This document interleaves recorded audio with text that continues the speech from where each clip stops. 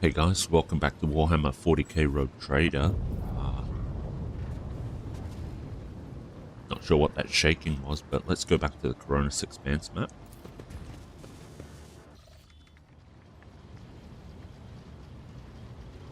So we meet again, Ulfar Thunderlung. Thorbold gives Ulfar a stern nod, then turns his steely gaze on you. Long live Rogue Trader. Business has brought us to your Drekar. Traces of Halbrand's encounter with Ulfar's rock-hard forehead are still fresh on his face. The young wolf rests his hand on his axe. Greetings, brothers. What brings you here? Ulfar returns Thorbold's look with an equally fierce glare. For some reason, he has foregone his magnificent armor today and stands on the bridge clad in little more than the physical perfection inherent to an angel of the Emperor. Long live comrades. Fenris Yolda. Fenris Yolda, we thank you for your hospitality and kind words, brave Huskarl. Thorbold's face breaks into a wide grin, his affected severity vanishing from his face. He rumbles solemnly. Brother Ulfar, you saw that you would stand for the honor of your pack, the baleful Howl. Did you descend to Euphrates too with your brothers? Did you fight? That world my boots did tread, in fallen halls my victory cries I roared. The day the Allfather asked for a reckoning of my deeds, I will not be ashamed to tell of the siege of Euphrates. Who will bear witness to the truth of this wolf's words? I will bear witness. We know you, Stu. We have seen you in battle. We believe you. Show us the scars, brother Ulfar, that we may see the mark of your deeds in the flesh. I did not acquire my scars to show them off, brother Thorbold. Show the scars, brother. Show the scars. Thorbold's cry is echoed by the other wolves who bang their fists on their armor in time with the words. The ship begins to vibrate. Ulfar's decision to appear at this meeting without his armor suddenly makes sense. You are watching a ritual, and Ulfar's show of modesty is merely a part of the performance. Okay. Well, let's observe silently. Ulfar turns with ostentatious reluctance to let the light fall on the fresh marks he received on Euphrates too. You had no idea he had suffered such deep and grievous wounds. The crowd erupts in roars of approval. Thorbold raises his voice to shout over his brothers. Did you take a glorious trophy in that battle as a token of your valor? Ulfar removes the horn he wrenched from the Hellbrute from his belt, and you notice that it is already carved with Fenrisian runes. The wolf proudly shows the trophy to his comrades, causing another explosion of cheers. Proudly thunders the baleful Howl, praise the All-Father for sending us such formidable and valiant brothers. Thorbold makes a gesture and Halbrand removes a magnificent axe from his belt, presenting it to Ulfar with a deferential bow. Accept from the Stormbiters this gift in honor of the battle that was fought shoulder to shoulder. Ooh, that is a nice looking axe. 30 to 45 with 50% armor pen.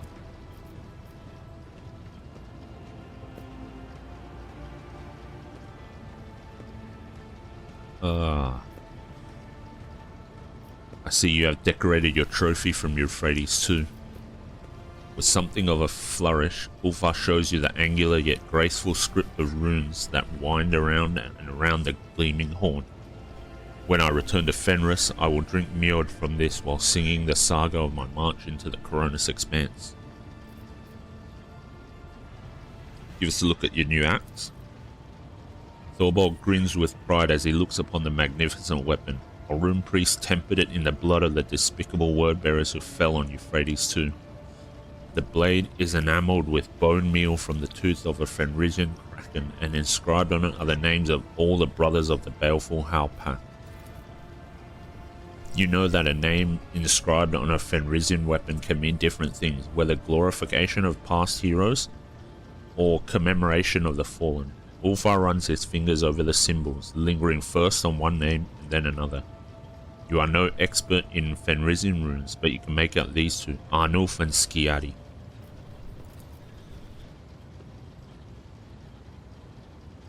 Thank you for this gift, worthy of Varagir Ironhide. Ulfar tests the weight of his new weapon, and his face bears that satisfied expression seen only on the faces of true warriors who have found the perfect weapon for their hand.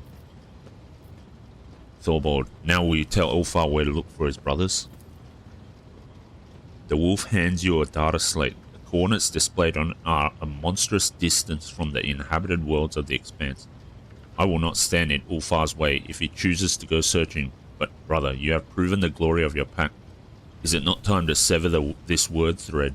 With respect, I once again extend my offer to join the Stormbiters. The plasteel marks are resting in Thorvald's outstretched hand. Forgive me, brother, but I must decline your offer, though my heart fills with joy at the thought of fighting alongside you. Ulfar draws a knife adorned with scarlet runes and slices his palm. I, Ulfar Thunderlung, swear before the Black Mane and by the blood of Fenris that I will not cease to seek my pack until my own eyes behold them, alive or dead. I understand, brother. May Black Mane run beside your path, fortify yourself, stoke your rage. I see that your heart is darker than the waters of the world sea, so I ask you to take care that you do not join those of whom we must not speak. Of whom you must not speak? Halbrand clears his throat and opens his mouth to reply, but he catches the sharp glances of Ulfar and Thorvald and swiftly changes his mind. You do not need that knowledge, Edvata. There are paths in the forest that only wolves ought to tread. So what now? Well, we should probably return to our Drekar. You sense a question mark at the end of Thorvald's statement. Ulfar's face becomes serious and he gives you a significant look.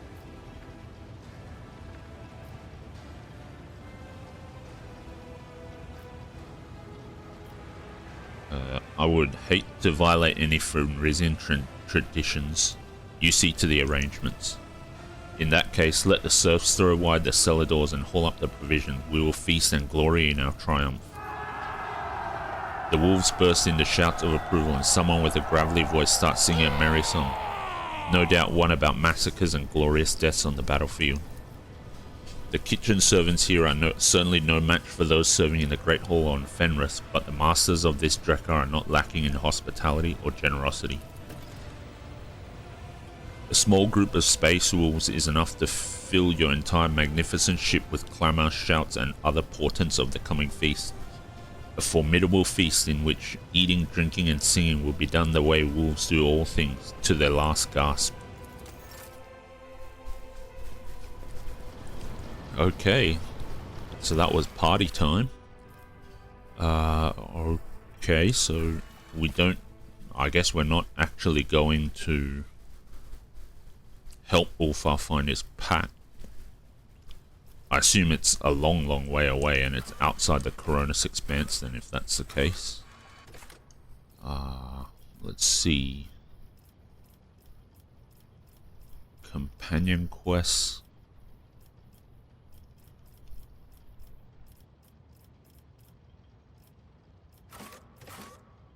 Okay.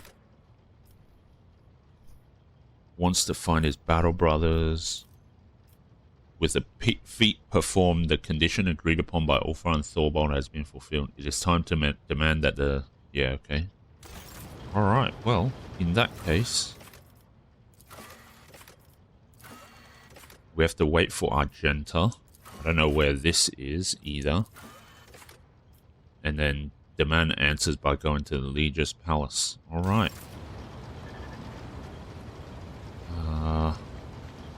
Save it here. And let's do colony management, because I think we have a few things to take care of there. Your lordship, a monstrous storm has broken out on Janus. The apocalyptic anomalies are tearing our agri-world apart, and their epicenter is in the desecrated sector. Something must be done before the whole colony is destroyed. We have to find the source of this madness. 55. Calm down and report what exactly is happening there. Lost 11? Profit factor? The fires in the sky that crash on the ground and turn everything around them into ice, the moaning earth, the deadly sound careening through the cities, the purple glow in the sky. The furious storm has covered half the continent, but we can see its epicenter from the orbit, the ruins of a xenostructure complex.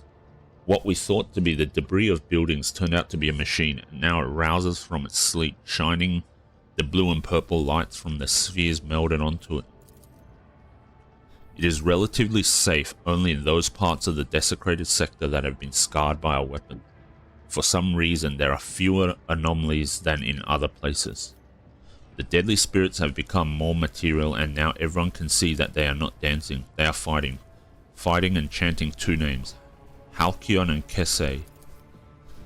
Thankfully, there are much less of them than there were before. Gaps have even appeared in the horrifying cyclone of dance twisting about the epicenter. What do we know about this cataclysm? The leader of the Inquisitor squad, Lady Shear, did not grace us with a full report since she has been hastily preparing for the expedition into the heart of the anomaly. But she mysteriously claims that we have become the witnesses of an ancient clash between Xenos, and in spite of our unfamiliarity with their conflict, it is important to choose our ally in this struggle wisely, whatever that means. Some wretch by the name of Zay has come out of the thicket to meet our people. It is hard to understand him, but he has managed to explain to the soldiers that Halcyon and Kese are fighting. Halcyon in its usual way and Kese in a wrong, corrupted way. It seems that he wants to collaborate with us and is trying to ask for help.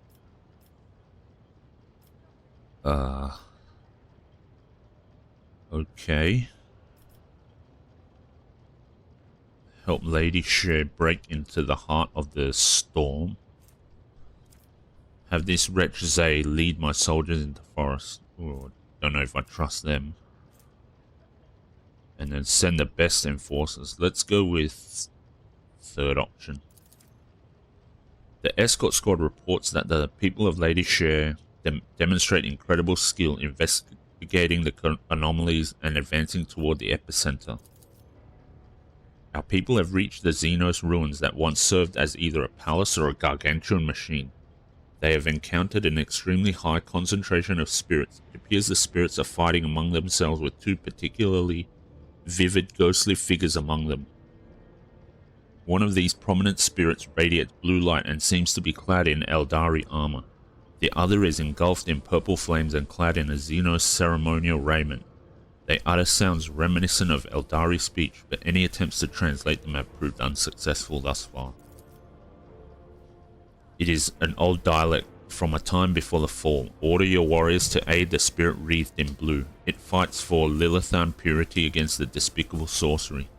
Even an echo of this spirit's voice is enough to understand that its cause is just. I can teach your people how to explain to the blue spirits that they are not their enemy. So strange it is to hear the words of our ancestors, those who witnessed the apex of our glory. I find myself rather enjoying the words of the spirit clad in purple. That one is a master of delights, a commanding prince of wisdom, so much more compelling than the pompous blue-flamed fool. Have your servants support the purple-sheathed one, and I will tell them the right words to stop the purple phantoms from slaughtering them. What does it matter what those spirits are babbling about? They both must be slain. Etvata, turn your warriors and inspire them to fight for their home to the very last. They have already made sacrifices to get this far, so remind them what those sacrifices were for. Lady Shear intends to fight both sides of this spirit conflict, but your soldiers are waiting for you to confirm her orders.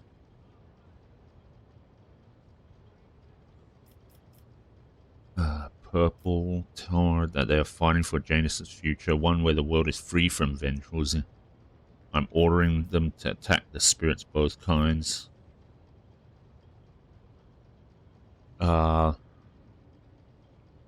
support the blue spirits then. The scouts attacked, destroying the purple spirits one after another. The blue phantoms recognized their new allies and did not harm them. Once the battle was over, the dignified spirits swathed in blue flames reached out to the scouts' thoughts, granting them visions. The planet, which was inhabited by Eldari prior to the fall, at some point became one of the many theaters of the war between sensual excess, the dogma that reigned over the Xenos at the time, and ascetic self-restraint. A local ruler, Kese, was enlightened and wise, yet susceptible to depravity. In his desire to transfer his soul to another form of existence, he created a mechanism that would let him take over the bodies and minds of all his people. One of the ruler's bodyguards, named Halcyon, rose against the tyrant and mortally wounded him, but could not stop him from merging with the machine. Halcyon then gave his life to bind his own spirit to the device and continue fighting therein. This tragic conflict marked the end of all Eldari on the planet, but preserved an echo of their souls and those of their leaders. Lilithan's Fury. When the wielder deals damage to the target with Lilithan's Fury, the target becomes blinded. First attack with Lilithan's Fury in a round against a blinded target does not set the attack on cooldown. Oh, okay, interesting. Then the spirits disappeared, but for how long? The bodies of the fallen and a strange relic discovered amid the ruins were the only proof that for a single day, Janus was once more engulfed in a war between long-fallen Xenos. Pleasure World, Profit Factor 5, Watcher from Above, Chirurgeon Medkit. Okay.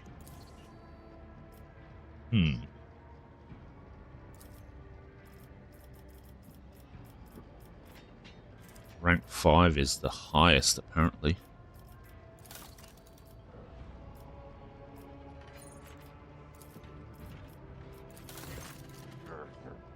Okay.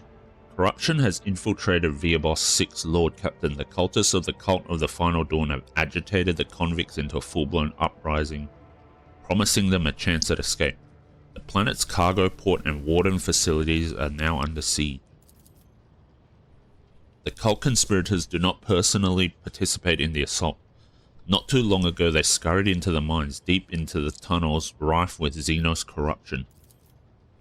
The wardens report the occurrence of tremors. It seems that the heretics are trying to clear up the cave-ins that we used to ward off the subterranean monster. Why did the cultists go to that particular place? Unfortunately, we do not know the true objectives of the heretics, but there is nary a doubt that they are pursuing a sinister and wicked goal and therefore must be stopped. What is the current situation on the surface? The wardens are trapped inside the security facilities, and the convicts are now united by their common hatred for the dynasty and are obsessed with tales of freedom. What does that do? Lose 1 efficiency but trampled cult banner. Enemies that are targeted by the wearer's psychic abilities must pass a willpower. Okay. Fiend of Viabos. All allies gain +10 coercion whenever an enemy enters a 5-cell radius zone around the rogue trader or their allies. The enemy must pass a willpower resistance test with +5 bonus or become staggered. If 2 or more allies are close enough to trigger this effect, the enemy must pass this resistance test for each of those allies, okay? Mercy to the Repentant. The spared convicts of Viabos will not waste the second chance they have been granted. The flagship suffers -40% ram damage. And gain 50% chance to reduce the duration of each internal fire by 1 round. Okay. See what the advisors say. Seek out those who are weak of spirit and entice them with promises of salvation, but such spineless lot lacks the resolve to fight and will drop their weapons should someone give them reason to fear. The purpose of many tactics in warfare is to sow terror in the enemy ranks, and I know some of these tactics well. Make them quiver at Vata, and those weaklings will forget all about their heinous intentions. Lord Captain, your resources and status allow you to make use of one of the most blunt and affordable tools of all, mercenaries. These dogs of war would even be ready and willing to go inside the warp if you paid them well enough. Provide the wardens with some back up from their ranks and their crisis will be over in mere moments. Okay, we lose efficiency. Fiend the Viabos, and we lose 1. Okay. Coercion. Trample cult batter isn't all that great, so let's go with Ulfar. I shall teach them some secrets of this art. Following the advice given by the formidable Space Wolf, the Wardens carried out a series of reprisals and acts of intimidation, leaving behind mutilated corpses and infiltrating the rebel camp under the cover of darkness. They've crushed the rebels' morale and forced them to surrender their weapons. The leaders of conspiracy, the cultists from the cult of the Final Dawn, are trapped in the mines. They've surrounded a strange dark Xeno obelisk covered with glyphs, trying to awaken it from its slumber. The glyphs on it were similar to those that the mad convicts were drawing. The monstrous construction contained enough energy to tear the planet apart. By heroically disrupting the cultist plan, the guards have disrupted the terrible machine. Instead of exploding, the obelisk emitted a blistering heat wave, melting itself and turning those around it to ash. Viabos 6 had been saved. Okay.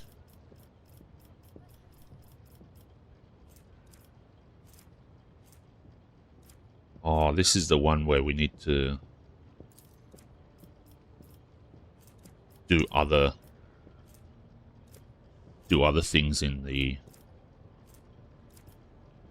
other colonies, or other planets in our colonies.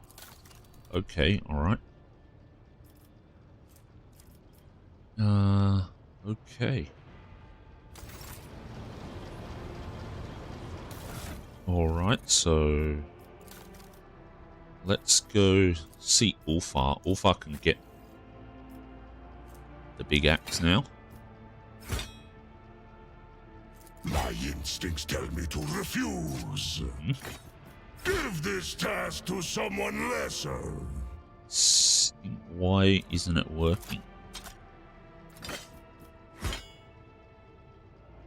Okay. And we still need another weapon. Let's see. Bolt. Astartes bolt pistol. Astartes bolter. Okay, he's already got an Astartes bolter. Okay, that's a heretical bolt pistol. Astartes storm bolter. Oh, okay. Two-handed range weapon. Never mind. Okay. Can't be equipped by this character. Unhallowed bellow. Heretical bolter. Let's get rid of this. Astartes bolt pistol.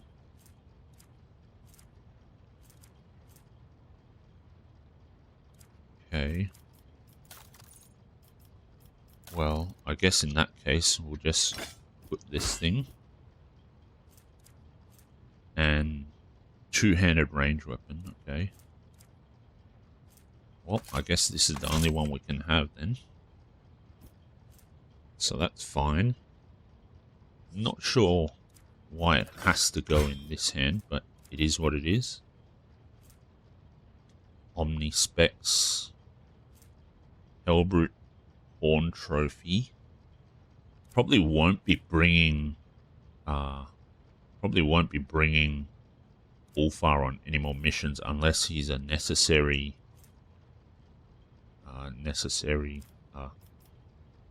for a quest of some sort. But I think Watcher from Above is that one for. No, auto striking power sword is better, I think. Gain 25% bonus to dodge and parry. Yeah, I think the auto striking power sword is better anyway. Okay, well, in that case, looks like mostly everything is done, so we might just slowly make our way towards Footfall then. I don't know where this thing to help Marajai is, but... And we have to wait for Argenta, so... Let's do that. Okay. Argenta does not try to hide her excitement. Rogue Trader, at last we can speak. The victory on Euphrates II was invaluable in and of itself, but what great fruit it bore. I now know the way to Salis Prime, the planet where a great relic of the Imperium lies hidden. Are you prepared for this journey? My heart longs for battle, Rogue Trader. I've dreamt of a chance to kneel before the relic for so long, and it's right there on that planet. And so are the heretics who dared to stop me from doing so the last time. Excellent. We'll set course for Salis Prime as soon as we can. My gratitude is yours, Rogue Trader. Okay. Wraith Tawi. Okay. Alright. Euphrates is done. Is there anything? Euphrates soon? Nope. Okay, so everything looks to be done. Let's head to the Coronis Expanse now. Okay, where is this other planet that we have to get to?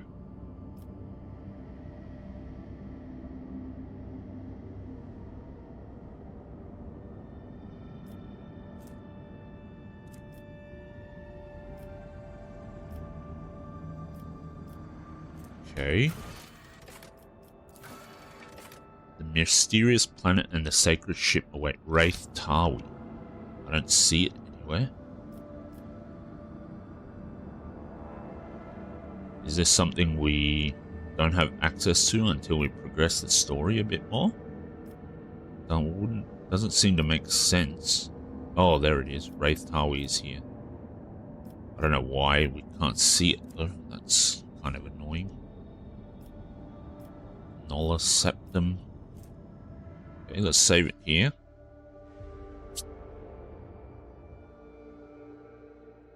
Now, how would we get there?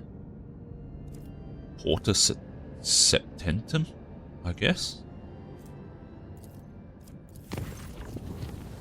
Your Lordship, esteemed Choirmaster Zachary Weiss is reporting that Astropass have received a signal. It states that the following. Arc Mechanicus Hermetico is calling the unit Pascal and Newman. Directive, visit priority ahead of the queue, purpose discontinuing of the cycle. It is followed by a set of coordinates.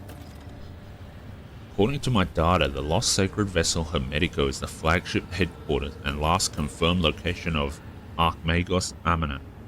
I hereby request permission to immediately embark on an expedition. Pascal, why are you being summoned to that ship? No data are available, no hypotheses are available, the justification is irrelevant. If the blessed Amanat summons me, I must comply with the directive. Chart the course to the transmitted coordinates. I'm coming, Mentor, okay? Let the system speculo. Wraith Tawi is now lit up, and we can see it.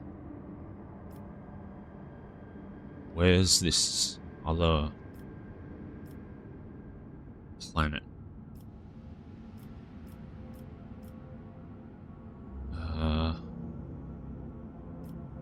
Okay. Let's go to Adamat.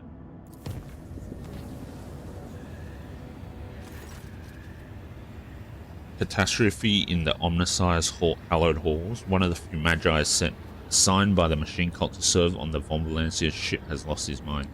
Singing distorted binaric liturgies, the heretic has broken the sacred code rhythms and turned the ship's machines against the rest of the crew. The superstitious voidsmen are paralyzed with fear before the mad servant of the Adeptus Mechanicus. Only the Lord Captain can stand against the madman to battle.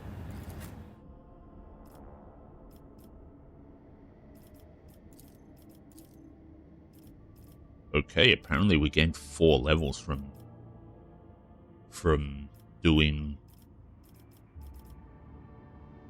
the siege on Euphrates, so that's interesting.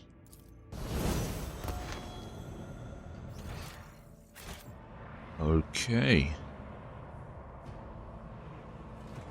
All right. Well, I'll quickly level up Elliot, and then we can continue on to see what's happening down here. So, see you guys in a bit. Okay, so we are back. I gave Elliot share the spoils. Advanced skill demolition because I didn't know what else to pick. There wasn't really that much to pick for this slot. Demolition, perfection under fire, and then tide of excellence and demolition again. So let's continue on and see what is going on here. Locomotives are fully operational. Is there anything? Doesn't look like there's anything down here. So whatever it is, it's over here. Not up there either. Okay. I guess we probably should have made that pathway safe to avoid these, right? Okay. Give me the power to eradicate thy enemies. Corrupted servitor. 14 enemies. Then all mostly up here, okay? And down there. That's fine. I think that's okay. So let's see. Cassia. Stooge.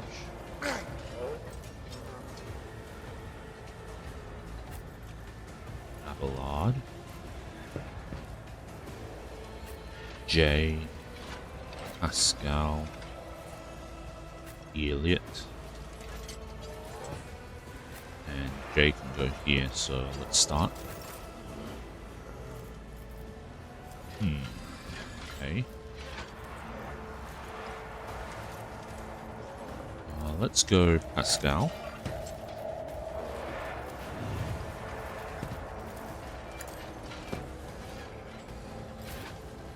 Okay. Let's see. Hit this guy, so let's hit him. And then we'll do tactical knowledge.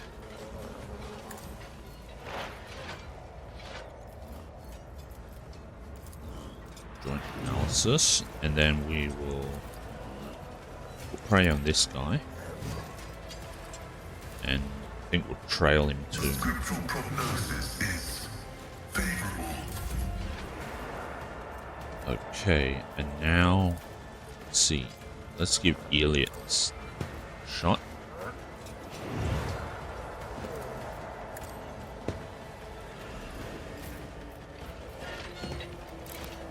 Okay. 2. Yeah, we have to take a shot. Can't really... Well, I suppose we could... Yeah, let's do perfect spot, and then we'll use single shot here. Can't hit him. Okay. Let's do this then.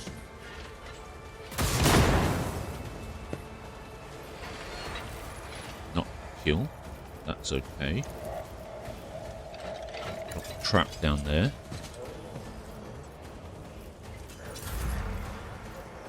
No. Let's move forward with Cassia. Fiend of Viabos. Okay. Nice. That was pretty interesting. So this one is 1 AP and we get 2 more. That's okay. That worked for me. Perfect.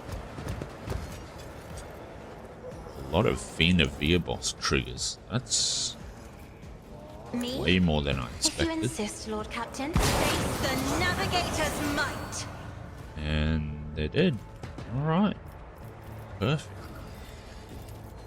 Okay, machine spirit.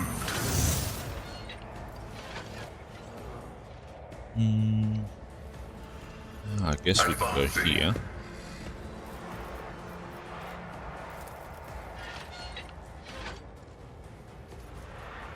Doesn't seem to hit anyone. So there's 1, 2, 3 guys over here. Oh, there's this turret too. Alright, fair enough. Let's use... Okay, we can't use that on the turret. Never mind. Let's go joint analysis then. No, we don't want to do that just yet because we want...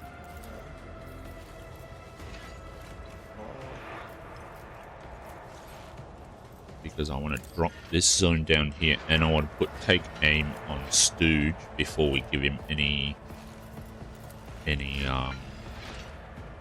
You've got a problem? I've got a prize. extra turns or use finest hour on him. So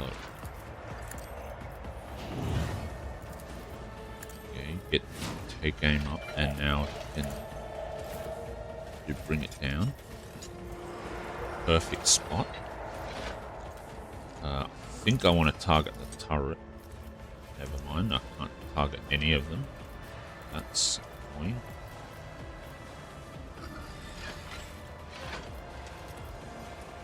Can I really not target anything? Damn it. Okay, intimidation and elusive shadow then. So I need to move up somewhere. That's rather annoying.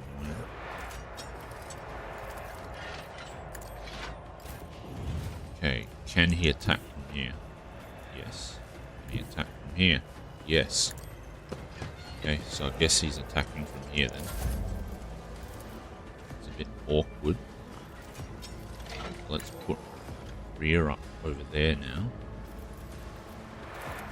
Can she attack? Yes, she can. I want a medal for that one. Okay, decent damage, I suppose.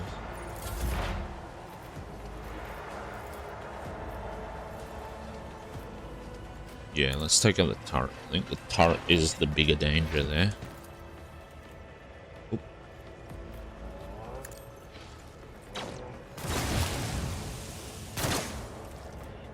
Missed. Okay. Can't hit that corrupted circle. We can hit this one, so that's... There's, oh yeah, there's 2 guys down there too.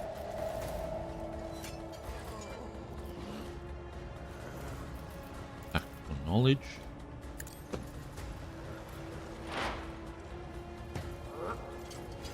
Okay.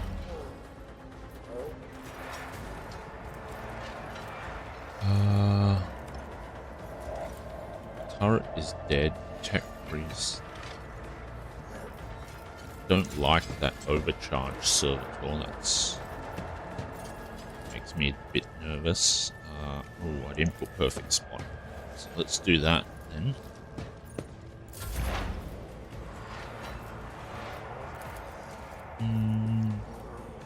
Okay.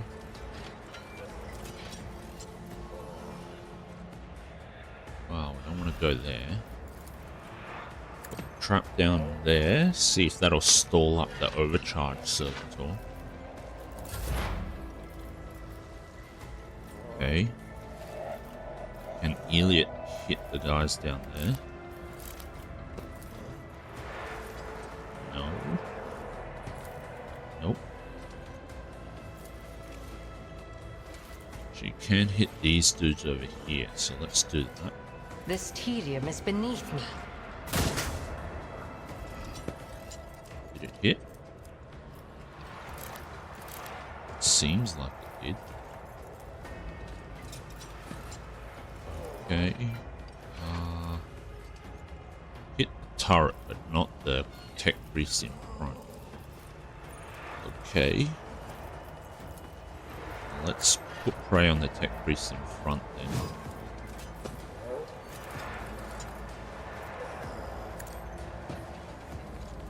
I deal death with my hands. Turret is dead.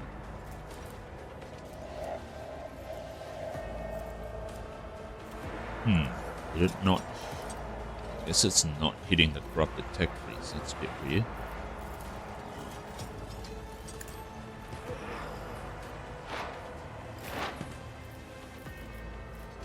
Okay. Let's do this. Perfect. Nice. That was good. I guess that was Death Dealer. And we got another level up. Okay, let's drop a trap down there. Joint analysis. And we'll do tactical knowledge again if we can. We can't.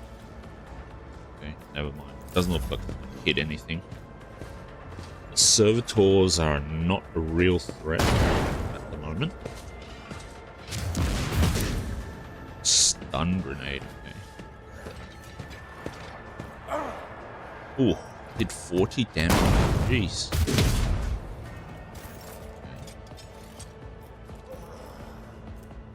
Endure offensive stance. Let's see. I don't remember if the servitors explode. A tactically sound approach. Don't quite remember. Let's shoot from range first. And we'll do sworn enemy on the overcharged servitor. Okay. Let's do this. That guy's dead. That's fine. Stooge. Yeah, you know what? No. Why can't I use it on Stooge? Do I not have line of sight on it? No. Okay, that's a bit odd. Let's see. Yeah, let's take that guy out. Try to die with grace, at least. Not interested in delaying things too much. I'm not accustomed Let's to try being and- ordered around. Okay, that's fine. Really want to use it on Stu. He apparently can't. Okay, You jest, surely. why not? Why can't I use it on Stooge? That's a bit weird. Okay, well in that case, never mind Don't then. get too cocky. Can't give him an extra turn. Okay, it's fine. Well, can't reach him, so guess I'm giving Iliad an extra turn then.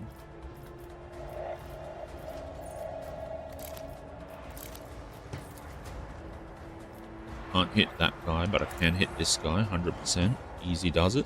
Another soul slips beyond the veil. What happened there? Why was the screen turning? Can't reach this last guy yet, so it is what it is. Oh, he got stunned. That's why. Okay, rightio. He was stunned. Fair enough. Okay, let's just move here then. I am not your sin. No weakness is hidden from my sight. And this should be fine. Perfect. Okay. This corrupted tech priest has loot. Auto gun. Is there anything else? Nope. Seems like that's it. Oh, don't you trust me? Okay. Right, well, I guess we're done. So let's head on out.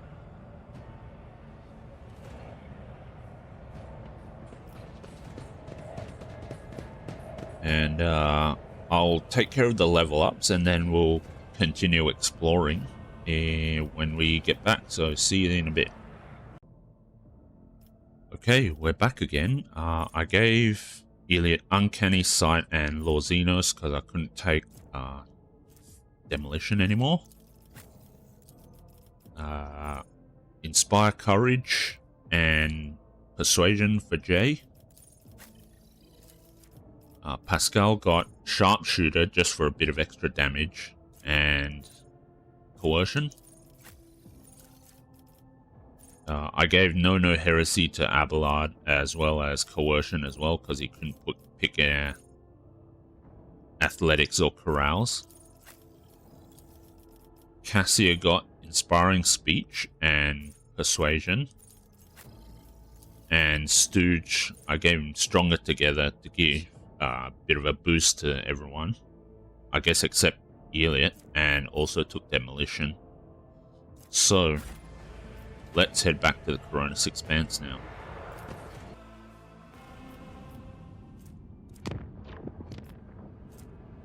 Okay, we can't get there. Let's go to Porta Septentum.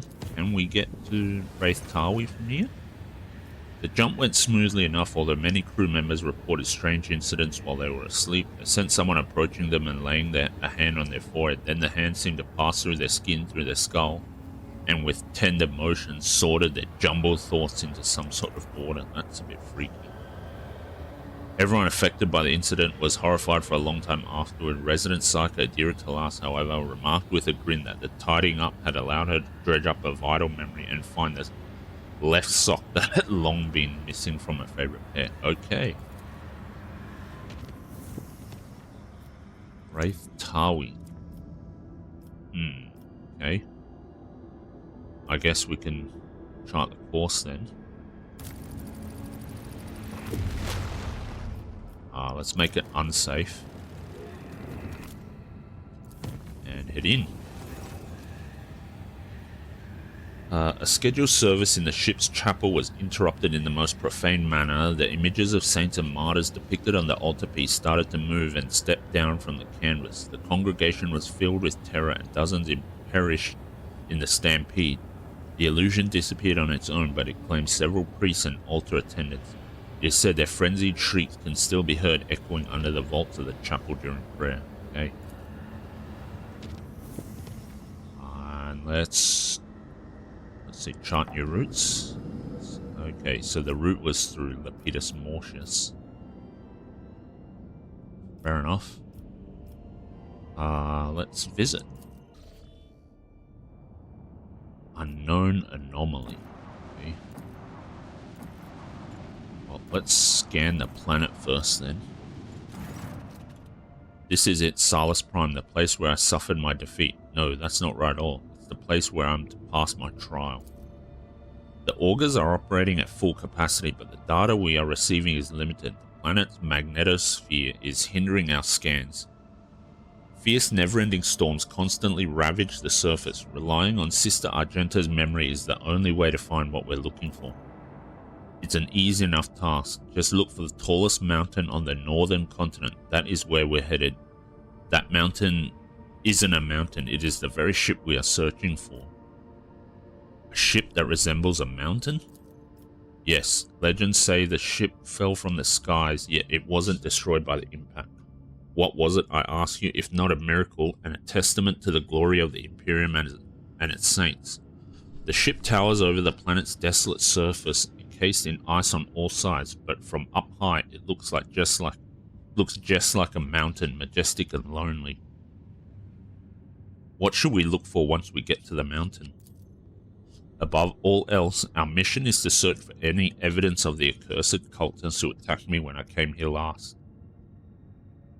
I am still one of the Sisters Pronatus, and my primary responsibility is to protect the holy relic. If we succeed, I hope to complete my pilgrimage, to enter the halls of the sacred ship and find the relic itself, the One Star. What if the cultists are long gone? What if they stole the relic?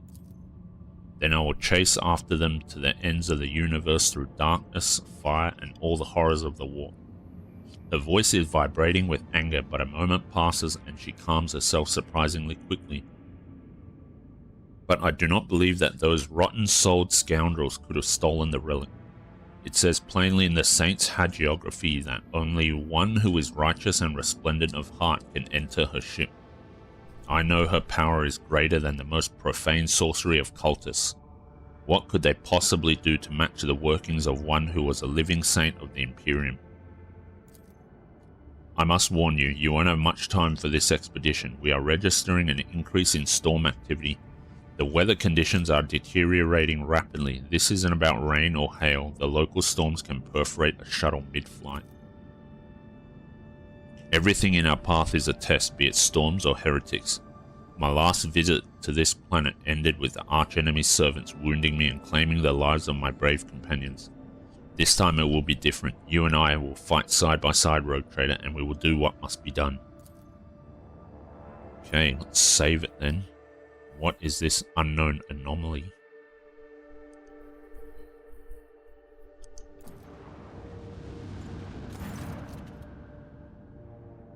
Oh, Master Helmsman Ravel reports on the giant anomaly covering most of the system. Confusion is evident in his voice. The augurs are incapable of detecting the area itself and the objects within it, but it is obvious that they exist. The blurry blots of planets and space debris are visible from the bridge of the void ship. The area distorts even the faraway stars. Dim sparks enclosed in thick curved glass. The ship's instruments are powerless before the aberration of the Wraith Tawi system, but Lady Cassia is able to see much more. She describes this image as a purple veil of blind hopelessness dotted with azure and crimson, in which the navigator reads the imprint of anger and pain. However, not even her sight is capable of piercing this veil. Okay. Well, don't know then. Maybe it's something related to Salis Prime. Okay. Well, I think this is a good place to end the episode then. So we did a bit of celebrating our victory at Euphrates, and we got some information about Pascal and Argenta's personal quest. So we're about to obviously do Argenta's, but I think I'll end the episode here.